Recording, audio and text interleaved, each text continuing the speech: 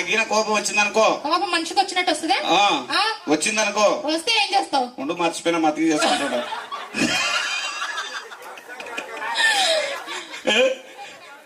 ఇంకోదాన్ని తెచ్చుకుంటా. తెచ్చుకోపో పోరా నాయనా, నీలాంటి వాడిని మస్తుకు చూసినప్పా పక్క పోయి పక్కోడీలం కప్పా. నీలాంటి నీలాంటి వాళ్ళని కూడా మచ్చ చూసినప్పుడు ఏం చూస్తున్నావు నువ్వు?